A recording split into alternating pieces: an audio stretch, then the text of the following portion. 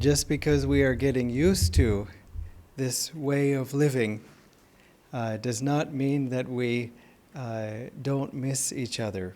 We miss you all very much.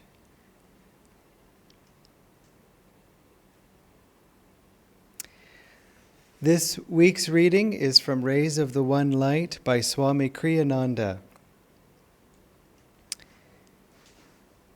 This week's reading is entitled, How Should We Meet Our Tests? Truth is one and eternal. Realize oneness with it in your deathless self within. The following commentary is based on the teachings of Paramhansa Yogananda. Last week we considered Satan's temptation of Jesus in the wilderness after his baptism by John. We didn't actually consider that question because we read from a different reading, but suffice it to say we have covered it in years past. We discussed the question, does Satan exist? All of us experience temptation of one kind or another in our lives, some of us frequently, others only occasionally. Whether temptation comes to us from our own subconscious or from outside ourselves is secondary to the fact that it does come and that we must deal with it. More important then is the question how to deal with it. In fact, how to deal with tests of any kind. Martin Luther flung an inkpot at the devil who had appeared to test him. A dark stain on the wall of Luther's cell is pointed out to tourists in support of this story. Unfortunately, our trials are not often so summarily dismissed. As a fellow monk once said to Swami Kriyananda, speaking of Satan, if only I could get my hands on him. Jesus, during his temptations in the wilderness, overcame them and thereby set an example for all time by clinging the more determinedly to God. As Paramhansa Yogananda used to say, darkness cannot be driven out of a room with a stick. Once you turn on the light, however, the darkness will vanish as though it had never been. Jesus manifested this principle. The Bible tells us, therefore, that at last the devil leaveth him, and behold, angels came and ministered unto him. In the Bhagavad Gita, the point is clarified further by the added explanation that there are three qualities in human nature: sattvic, or spiritually elevating, rajasic, or ego-activating, and tamasic, or spiritually darkening. In this triune aspect of human nature, it is this triune aspect of human nature that the third chapter refers to with the words, as fire is hidden by smoke, as a mirror is dulled by rust, and as an embryo is enclosed in the womb, so is the indwelling self enveloped by desire. Yogananda explained that each of these examples describes one of the qualities, or gunas. Sattva guna, which elevates our consciousness, can be freed of any identity with ego by a little puff of meditation and right affirmation. Rajoguna, which embroils the ego in restless activity, can be worked off with a little more and a little longer effort. Tamoguna, embracing as it does such mental states as laziness and stupidity, can only be outgrown in time, since it inhibits even the desire for self-improvement. The example Jesus gave us was intended more for those in whom sattva guna is predominant. But if you yourself find elements in your consciousness that resist even the effort to cling to God in prayer and meditation, don't despair. Patience, as it has been well said, is the fastest path to God. As long as your efforts take you steadfastly in the right direction, you will come out right in time. Remember Yogananda's words, a saint is a sinner who never gave up. If, however, your nature impels you, even against your will, to move in the wrong direction, toward egoic desires and away from God, Strive at least to detach yourself mentally from your wrong actions, which are induced by habit. The time will come when their own stored up energy will tire and diminish. At that time, if you have not contributed to that energy with your consenting will, you will find it possible at last to redirect your energies more constructively. Thus, through Holy Scripture, God has spoken to mankind. Om, Om, Om.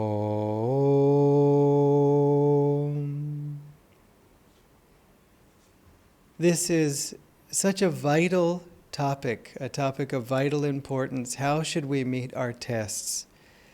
Because one of the, I don't know if you can say one of the biggest challenges of the spiritual path are the tests, because that's sort of, I guess, obvious. Every challenge is a test in a way.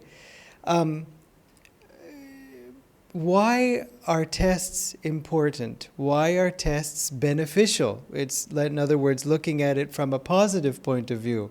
The instinctive, oh gosh, this pressure, oh, this test, oh, this pain, all of these things, that part of it is obvious. What's the benefit to us of tests? What is the purpose of tests? Well, if there's only one thing you remember from this topic, it is that the purpose of tests are to help us to grow.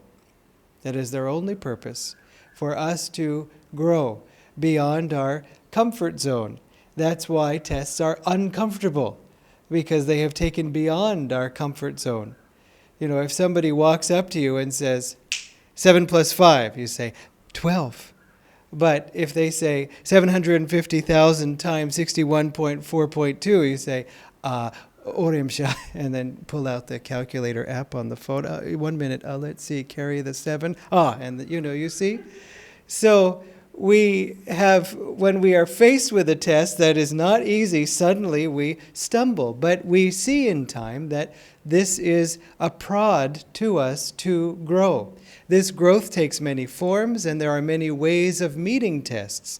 But the bottom line is that we are needing to grow, that Divine Mother is drawing us out of where we are, our sort of current level, and calling us to rise higher because we can.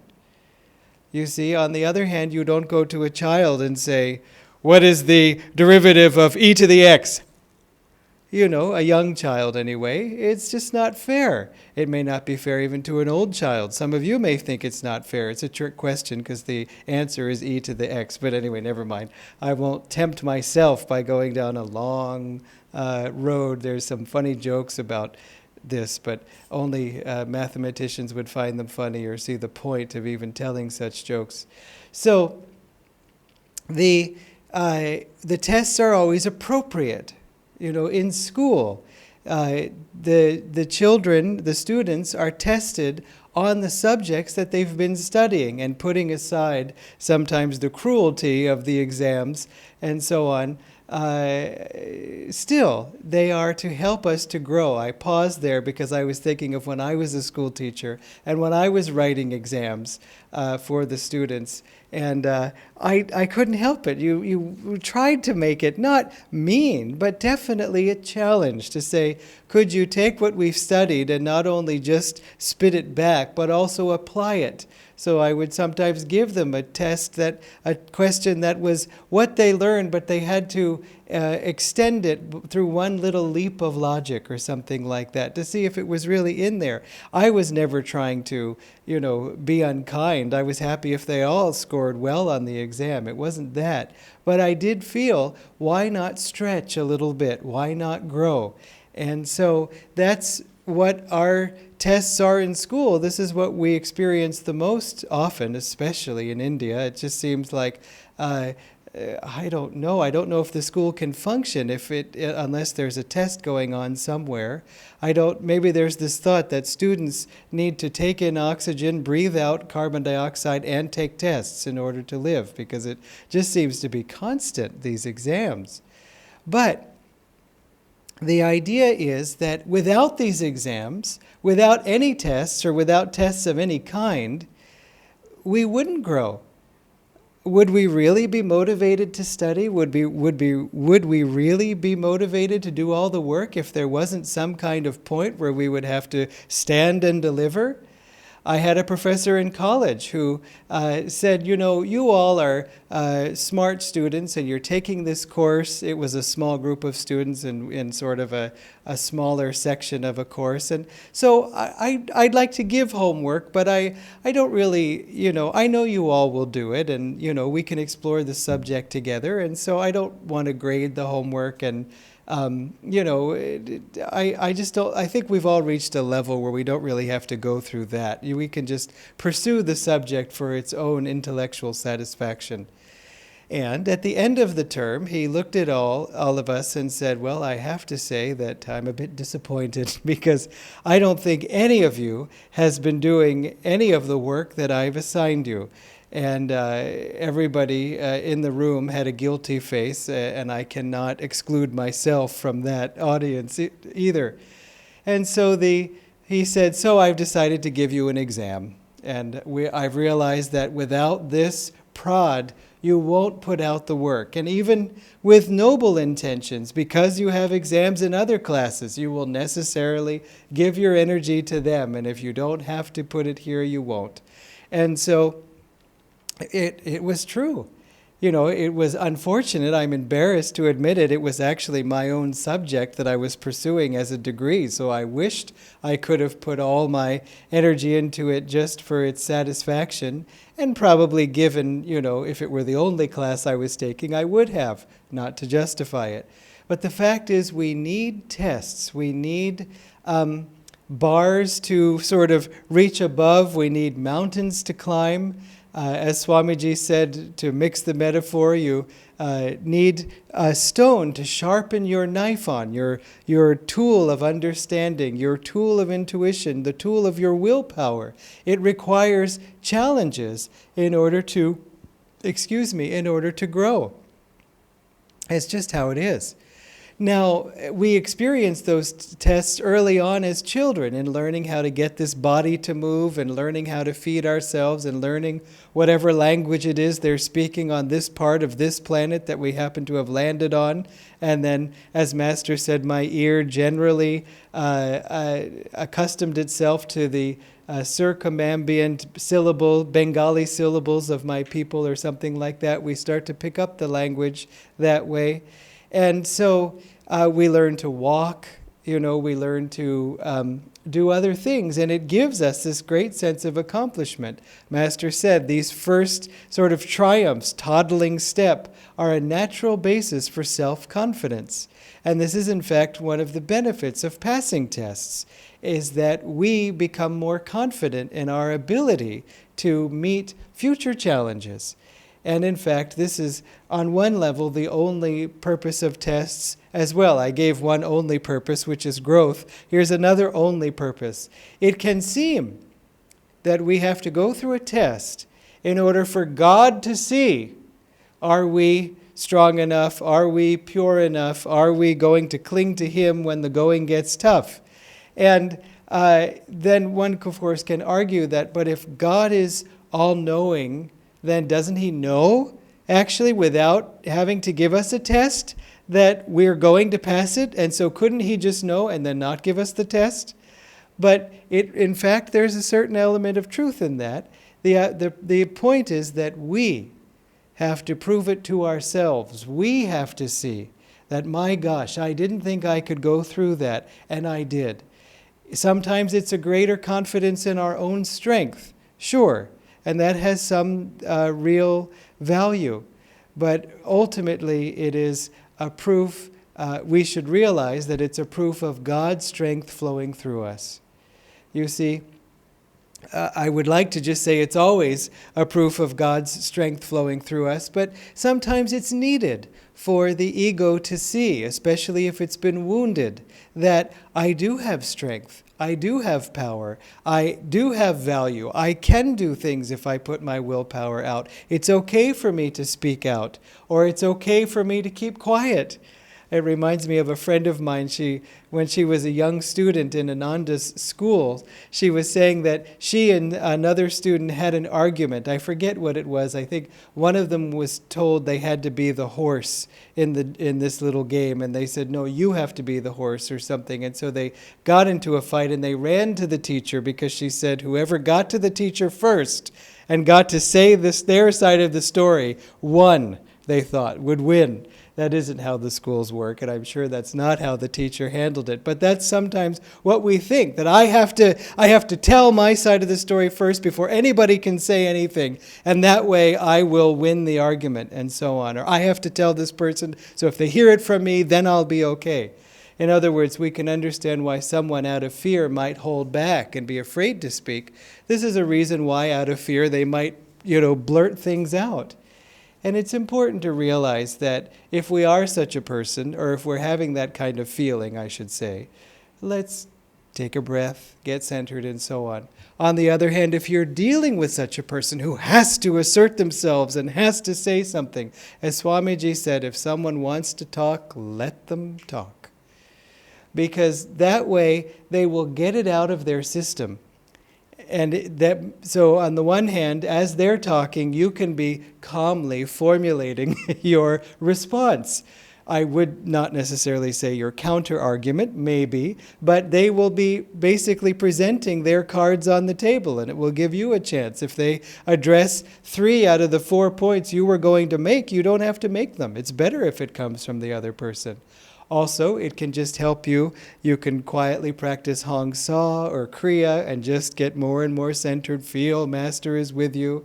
Also, until such a person in such a mood says their piece, they're not going to be listening anyway. Because it's just, but when's it my turn? I want to say, and so there's just no point. Just let them talk. Let them get it off their chest. You might even invite them to speak on some subject. Swamiji said to me once, in dealing with someone, this person seems to like to assert himself. You might invite his opinions on some trivial matter, such as the economy. I just loved it because to everyone, the economy is not a trivial matter. In fact, to this person, it was not a trivial matter. He loved the economy, the country's economy, the world economy. It was a subject of great fascination for him. But of course, on one level, it is a trivial subject. Only because how many lifetimes have we lived? How many countries have we lived in? What has been the gross national product of each country you've lived in, starting from now and going back 1,000 lifetimes? After about 400, just sort of, who cares? You see? But anyway, I digress. So we want to realize that we do have strength. You could say that another only purpose of tests is to make us strong in ourselves. This is a very valid way of even looking at the spiritual path. Its only purpose is to make you strong in yourself. And that strength reaches a certain level of what we can do, and then beyond that expands into realizing what God can do. Swami Kriyananda had this experience many times that he shared with us. He, for example, had written a number of books. I can't remember, in one particular year, maybe 4 or 5 books already. And then it was the 20th anniversary of Ananda, so that would make it 1987 or 88 or 89, depending on how you count. And so someone said to him, it would be really nice to have a book come out to celebrate Ananda's 20th anniversary, and the celebration was a week away. And Swamiji said, I know it would be. It's a great idea, but I just can't. Not in 1 week. I can't write a book encapsulating the past 20 years. And the person, as she was leaving, she said, well, it would be nice. And again, his first reaction was to just push the thought away. I just can't do it. He sometimes said, my poor brain needs a rest. His poor brain that wrote, 149 books and 400 pieces of music and beyond. So his brain was pretty active, pretty strong, but it was God flowing through him. But still, His brain did a lot of work. He was definitely the most intelligent person I ever met. Many other qualities beyond that, but also that. And so he then said, wait a minute, I can't do it, but God, you can do anything. And so with that thought, he opened his mind and he began to write. And he said the inspiration just started flooding through him. And interestingly, just to finish the story, after writing for a day and a half, he was writing on a computer, and somebody working in his house accidentally, tripped the circuit breaker switch, meaning to turn off another circuit. The computer went off, and Swamiji lost, he said, the whole day's work. And he was in such despair after having used a lot of willpower, not to say, I will do it, but to say, I open myself. It takes a lot of energy to open ourselves upward to God. This is why surrender as a word has to be understood in the proper way, because it's tossed about a lot in the spiritual path.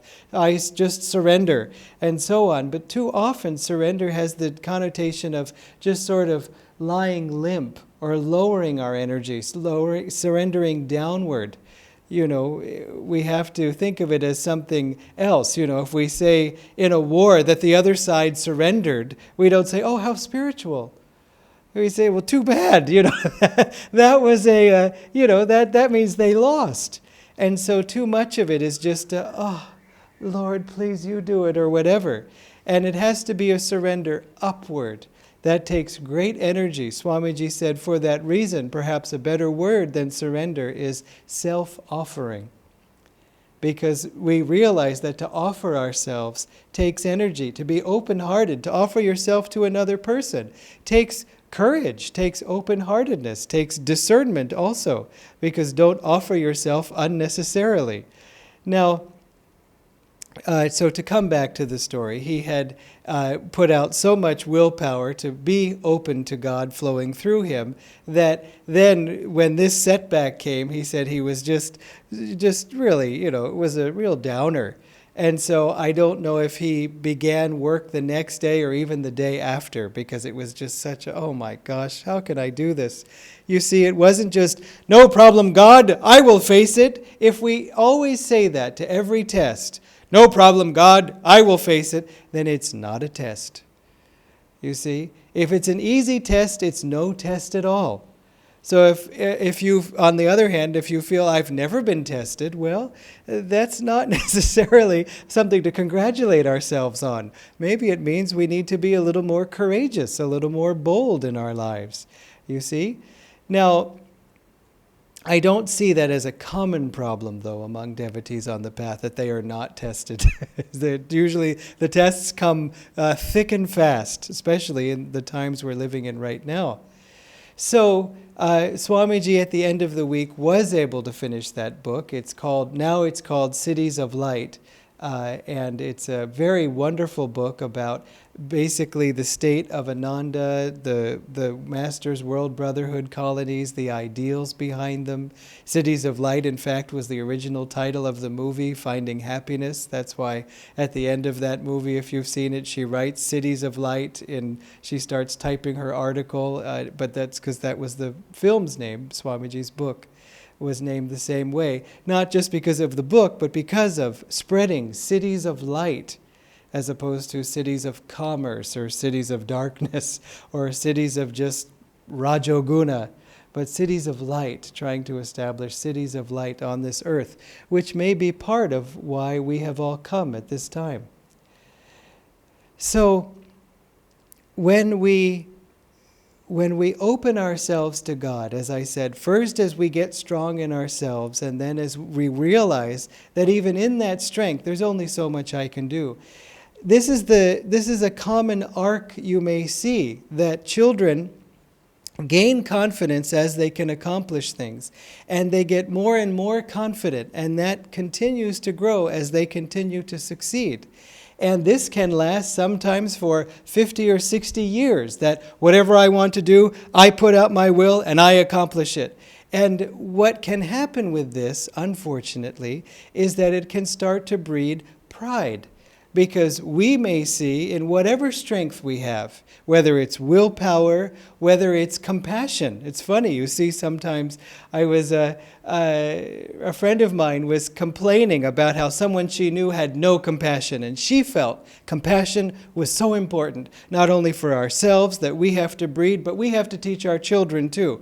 And so she was actually speaking, I guess I have to go into it, of her ex-husband.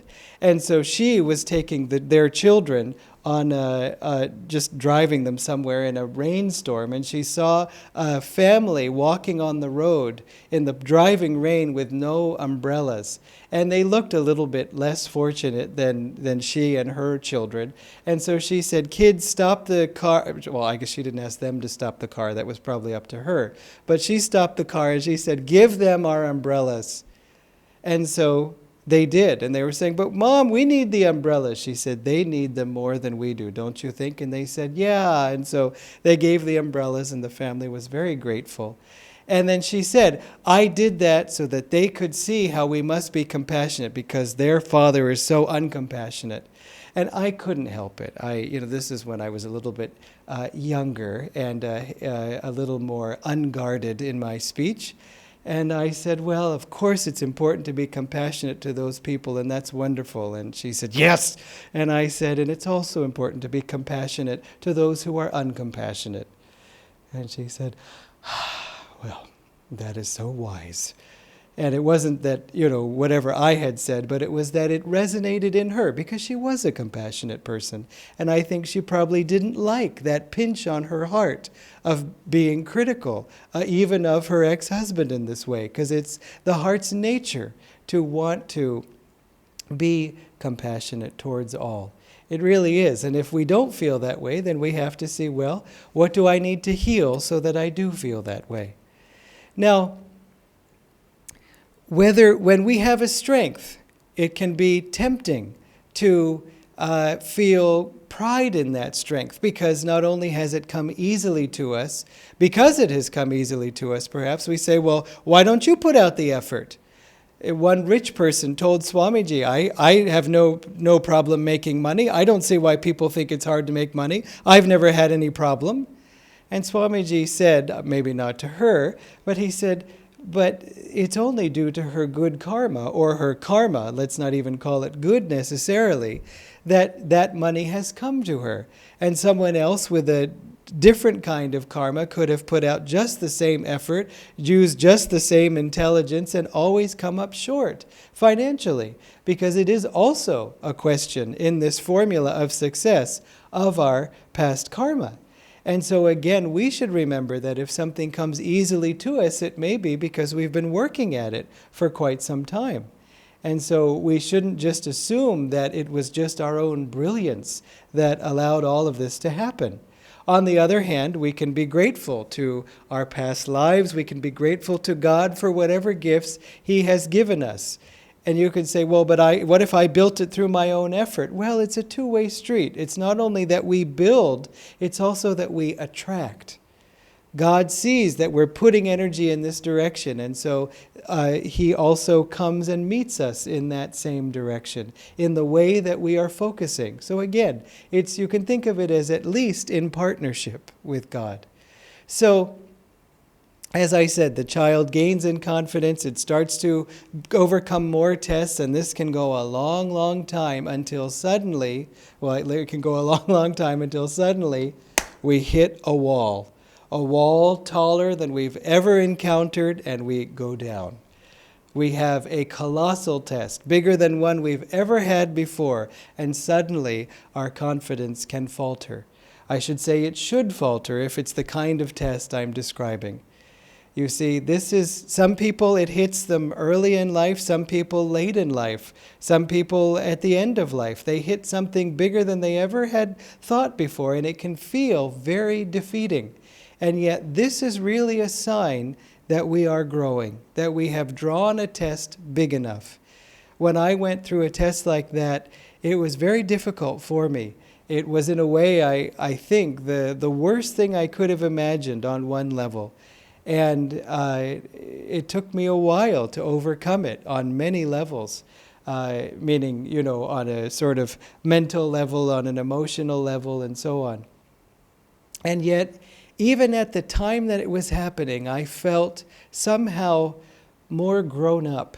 I felt somehow more adult, even though I had been an adult by age for some number of years. But I felt I have finally passed through something that I didn't know if I could pass through, that I could survive. It wasn't a question of no one could have survived this, see how I have survived it. No, it was just, I'm amazed that I'm still standing.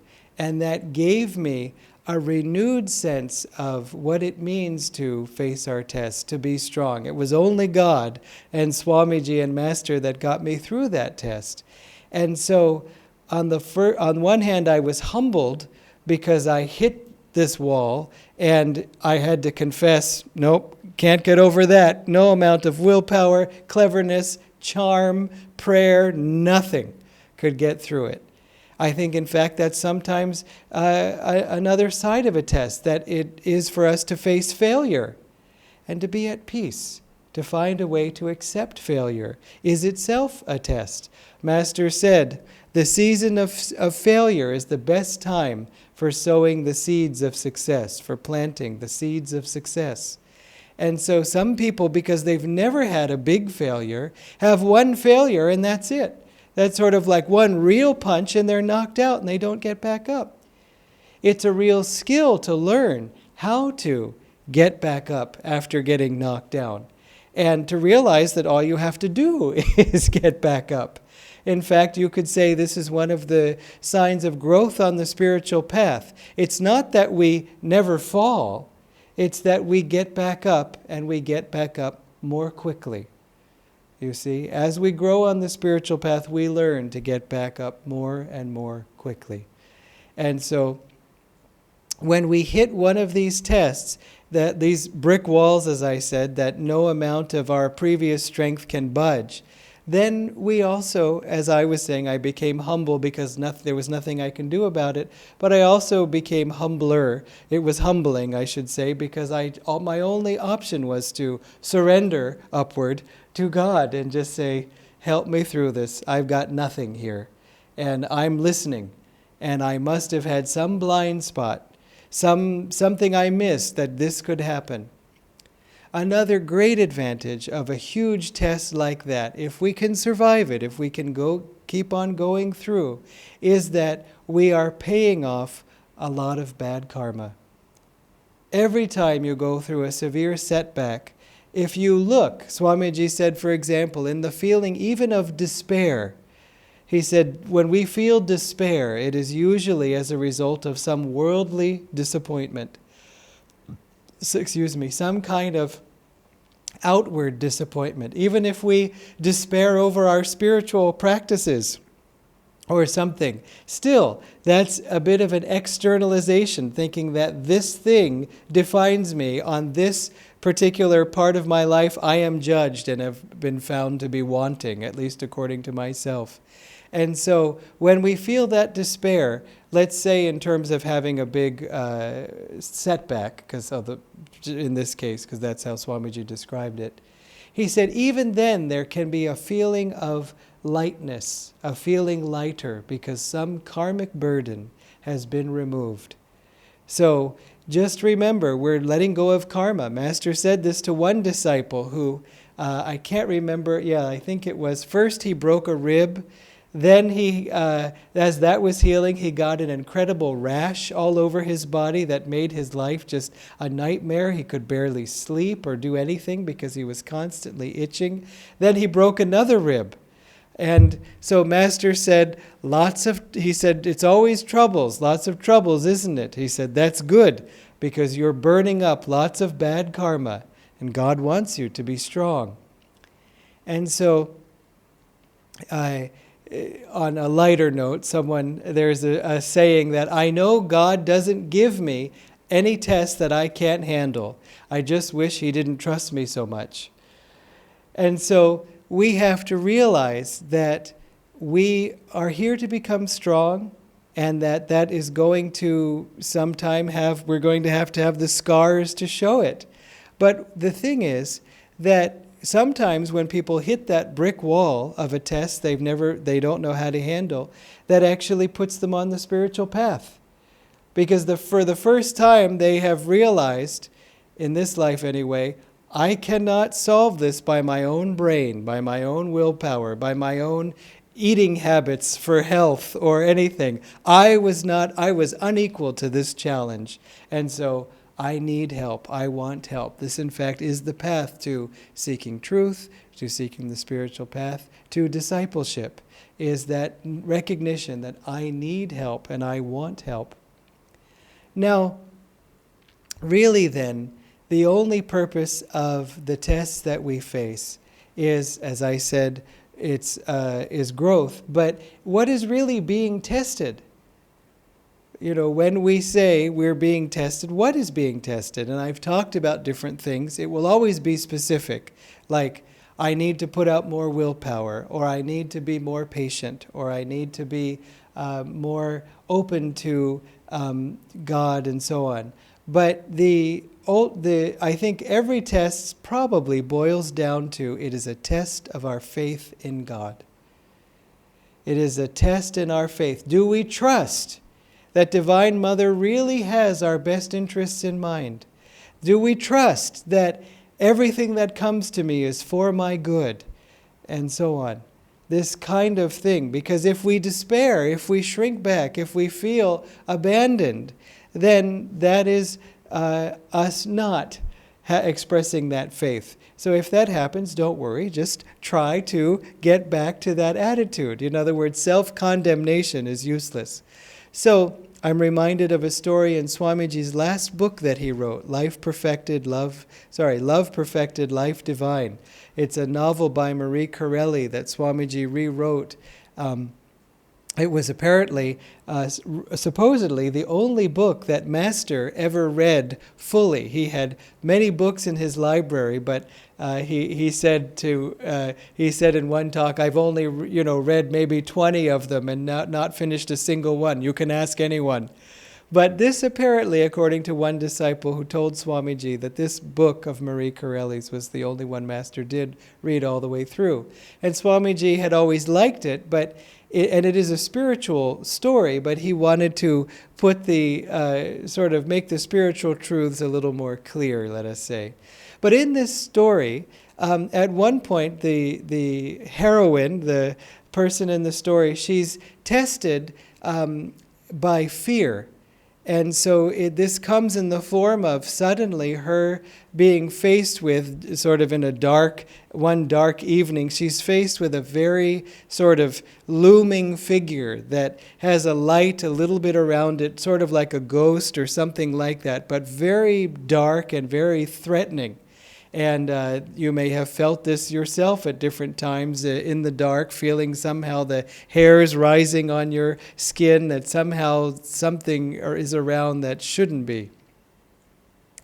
And so she feels fear, and then she stands defiantly and she says, "Nothing that comes to me is for my harm. Everything that is sent to me is by God to test me, and nothing can harm me. Even if I die, I will not be harmed because my soul is infinite and perfect," and so on. She goes on much more eloquently than I'm able to say here. And the light, the figure slowly starts to increase in light and radiance and turns into the form of an angel and blesses her, because it was really just a test. This is what Master said. Divine Mother comes to us as temptation, but if we call out to her, Divine Mother also comes to rescue us from that temptation. And so in a way, this dark, scary form was just God, just testing. Even Satan, even Maya is just an aspect of God. But it is to drive us to the positive aspect of God. And so, as Master said, the villain is made so that you will love the hero. And so that's true of everything in our lives, that we have different villainous things that drive us to love God more and more. To continue on with this story, so this woman has this great accomplishment, and then the very next day, as she's waking up in the morning, she hears voices, as if sort of from the wall behind her bed, of people whispering about her. And they are mocking her, not whispering to each other about her, like she's overhearing what is being said, and they're saying, can you believe that she this and that and all the other thing and so on. And she starts to feel very insecure. And she becomes very dejected even. And it takes some time for her to pass through that test. And she realizes, my God, just last night I faced this dark apparition. And then this morning I'm feeling all upset just because of some things that people are saying. It's nothing even happening. It's just words. And just the fact of some people uttering words about me has me all unhinged. And so I say that to illustrate the way these tests go. Because on the spiritual path, we have a triumph, and then we fall flat on our faces the next day in some other way. And that's a part of the growth process. Sometimes people will criticize themselves because they feel, I ought to know better. I read this in the spiritual books that you're not supposed to act this way. I don't want to act this way. And yet, I act this way. And the reason I act this way is because I'm dumb, I'm lazy. Even though I know what I should do, I'm not doing it, so I'm not a truthful, sincere person. As if whether you act in the right way is entirely up to you, is entirely up to your choice. It isn't. There are many factors that will that drive our behavior, as was mentioned in the reading. Our past karma, our past habits, even in the affirmation that we did, the mud of our previous existence calling to us as if it's comfortable. You see, we're always rising from where we've been to where we're going, and where we've been always has a bit of a attraction. For example, you see it in young children. Swamiji quoted this example that happened where one child was acting in a certain way, and the mother said, "Now don't do that anymore, you're not a baby." And the child said, "But I like being a baby." You see, and that's often what we will say, that just like, no, isn't it? Can't someone else do that? Because I've just kind of been comforted, in this particular way, and I don't want to have to grow, to expand, and so on. And we have to grow, as it said, even in the reading, because in greater awareness lies our only happiness. In greater fulfillment, God is only calling us towards greater awareness, greater strength, greater accomplishment, greater openness, because that's what we want and what we need to be truly happy. So it's only happiness, it's only joy that awaits us. We can't say that about every test or exam that you take in school, but we can say that of every spiritual test. So remember that when our faith is tested, it's okay to forget God, to doubt God, and all these things temporarily. Meaning, don't feel badly if I knew what the solution was and I didn't follow it. That's okay. Follow it now. Even to remember the solution that we didn't follow is still a good sign, because at least we remembered the solution. It's much worse to say, there's nothing wrong at all.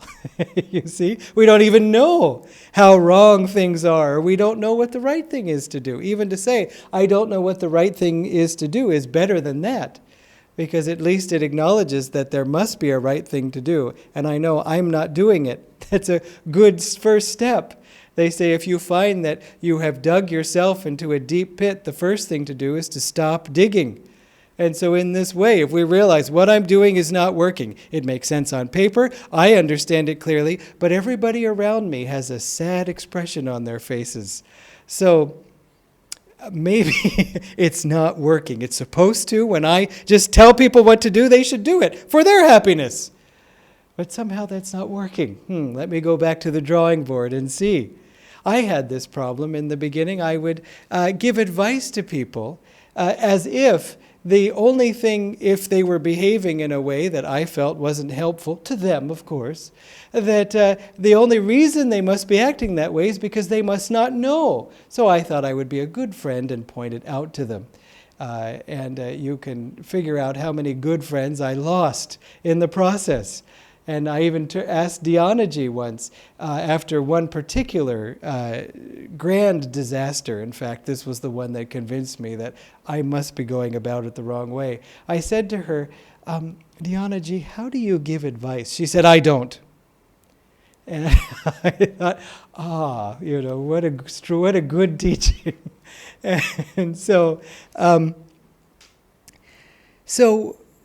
we have to remember that all of our tests are a test of our faith in God. Also, in some particular way, God is asking us to be more courageous, for example. It isn't just, okay, I have to have more faith in God. We have to apply that intelligently. And some tests have to be met head on, even with an energy that we might not like. Swamiji said you have to return sometimes, even in a heavy test, or in the case of an attack, an energy at that same level. You can't just say, well, all is God and He will take care of it. A saint could, but sometimes what's being asked of us is to be courageous. As Master said to one disciple, he said, if someone said to you, I saw Yogananda staggering dead drunk down Main Street yesterday, you would reply, is it so? And Yoganandaji said, I know you wouldn't believe it, but don't you see you must be strong in what you believe in. You must stand up for what you believe in.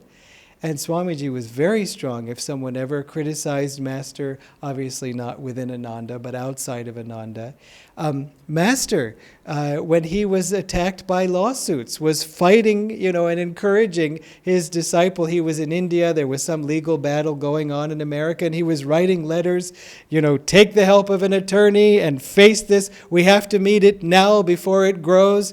And the person, I don't know the whole story, but in any case, that wasn't happening. And he wrote again, I don't understand why you are not taking action. Are you not receiving my letters?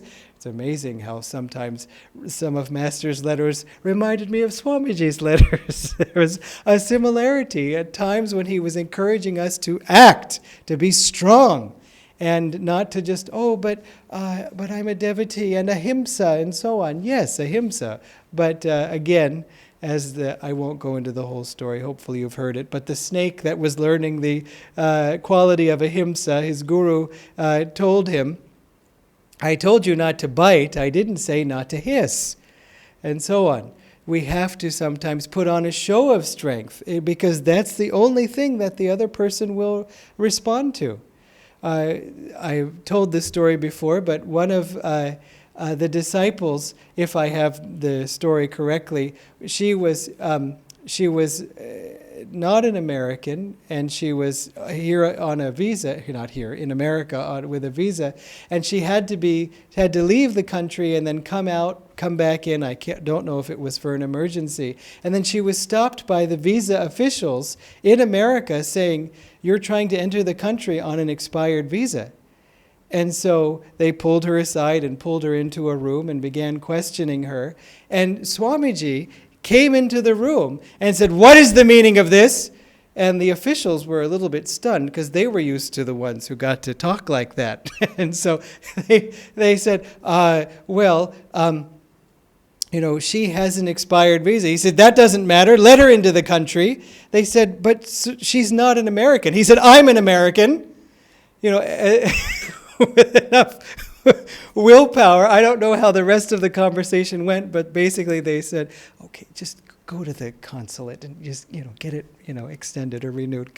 And they let her go, you see? And so he didn't come in and just say, Shri Ram, Jai Ram, Actually, Swamiji could have done that, and it might have worked. But in this case, he, again, met it with that kind of energy. It reminds me of another story. This is the one I'll end with, because it's just not a story that I think I've told recently. Swamiji, this is meeting things at the appropriate level.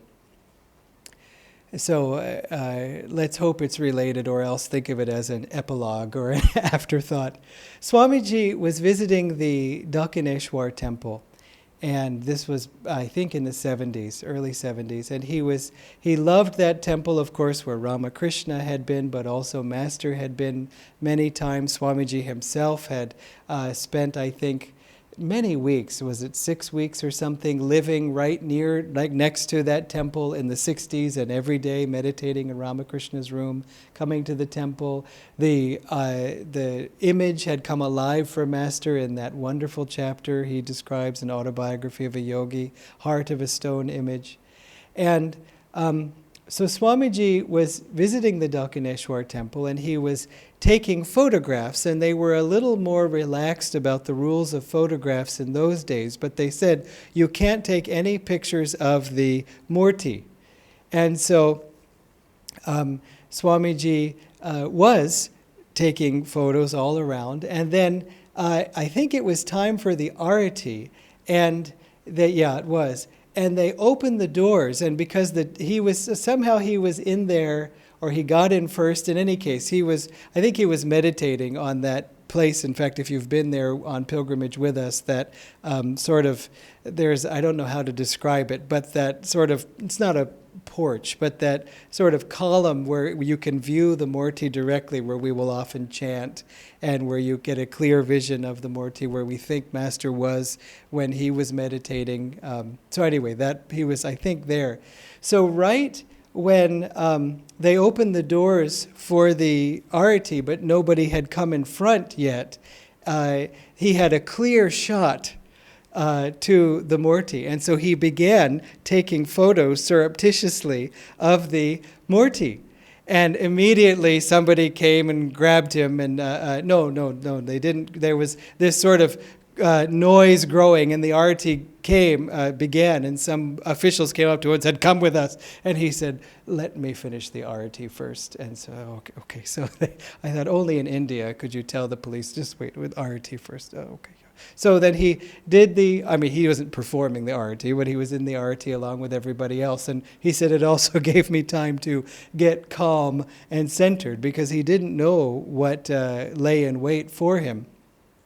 They brought him to the official's office, and the official said, "We told you not to take pictures of the Murti, and you did." And Swamiji said, "Well, you said I could take pictures around the temple grounds, and I took pictures of the temple grounds, and if the Murti happened to be in the particular view of my camera, that seems to be okay." And they said, that is not true, and you know it. You're just trying to twist this, break the rule. And we said no pictures. And Swamiji said, "Listen, you yourselves sell photos of the Murti here in the temple grounds. So it isn't as if it's sacrilegious somehow to take a picture, because you yourselves do it. And I think the only reason you don't want people taking photos of the Murti is you don't want anyone cutting in on your business of selling the photos. And these photos I'm taking for myself as a devotee. I'm not going to sell them. Maybe can I just sign some affidavit that I won't sell them, and then you'll accept it?" And they said, "Absolutely not. That is out of the question." And they just went back and forth. And Swamiji said he was unwilling to budge. I forget exactly why he said it, but I think part of it was the principle, as he explained, that there was no legitimate reason that he shouldn't be allowed to take photos if they could take photos. And so he went on in this vein, and there was a big crowd gathering around the office of this temple officer, and this went on, and Swamiji just wouldn't budge. And this is what I mean about meeting energy at its appropriate level. He didn't just say, "Oh, okay, well, I'm sorry." He said, "Look, what's the purpose of this rule? It's ridiculous." Because also I think he felt, she is your divine mother, she is my divine mother. And so, but this went on, and then at one point, when the officer saw he could just not get Swamiji to change his mind, he just said, "I'm going to lose he was saying to somebody else, he said, "I'm going to lose my job over this." And Swamiji, as soon as he heard that this man might lose his job, he quietly took his camera and opened up the back door of it to take the film out. which would have not only, because that's what they were demanding, give us the roll of film. And in fact, I should have mentioned earlier, they said, give us this roll of film. And he said, well, that will not just destroy if I, take it out, these photos, but all the photos I've taken before this, and that's not fair. And so he immediately began to, get ready to hand over this film. And the man was so touched because he realized that because I think Swamiji may have even said to him, listen, I don't want you to be harmed as a result of my actions. And if it's a question of your job, by all means, here, take the film. And the man was so touched, he said, never mind, it's okay. And he said, just sign this thing that you promised not to ever sell the photos and you can have them. And so again, when Swamiji saw, he wasn't just going to win the argument at all costs, as when he saw that this was a dharma, but it conflicted with what he felt was a higher dharma, not to harm this person, he immediately relinquished his position. In fact, he said that a few weeks later, friends of his went to the temple to Dakshineshwar, and as they passed the office, they heard a man inside, and he kept saying, you sell photos of Kali, so it's not as if it's sacrilegious. And they were clearly retelling the story of what had happened. So anyway, keep in mind that when tests come, we need to raise our energy, we need to open ourselves to God, but they have only come to benefit us. I guess I will leave you with one more thought, because I had wanted to say this and I had said it at another time, but remember this. We have an affirmation when we do Garudasana, which is, let's see if I can on the moment do Garudasana. It's this pose, sometimes called the eagle pose, Garuda, but Garudasana. And the affirmation is, at the center of life's storms, I stand serene. Meaning deeply calm. At the center of life's storms, I stand serene. And I was thinking about this affirmation as I was doing it one time recently, and I wasn't feeling particularly serene. And then I smiled because I thought the affirmation is not, at the center of life's storms, I stand alone. You see, it isn't that. We're not alone. That's what gives us the serenity. That's what gives us the strength, is if I am here, Master, you must be here. On one hand, Swamiji on the other hand, Babaji with his hands on my shoulders. You have to back me up in this. And to always remember, we are never alone. When Master said you must stand unshaken amidst the crash of breaking worlds, he didn't say you must stand unshaken by yourself amidst the crash of breaking worlds. Just cling to him. He is not shaken amidst the crash of breaking worlds, so hang on to him. If that's not enough, then jump into his arms and let him hold you during the crash of breaking worlds. And then it's easy to be unshaken. You see, they are on our side. It was so easy when facing any kind of test that Ananda went through in my lifetime when Swamiji was in the body. It was just so easy whenever he would come into the room to address the situation, or even if it was just a personal situation, whenever we saw him, we felt calmer because he was here. We knew we would be protected. We could feel his love. We could feel God's love flowing through him. And it was easy then, effortless, to just, in that moment at least, get back to calmness, get back to courage, because I was not facing this thing alone with my little sort of nothing. It was Swamiji here guiding me and protecting me, helping all of us. So remember that. We're never alone. And so if you have all this help, what is there to be afraid of? God bless you.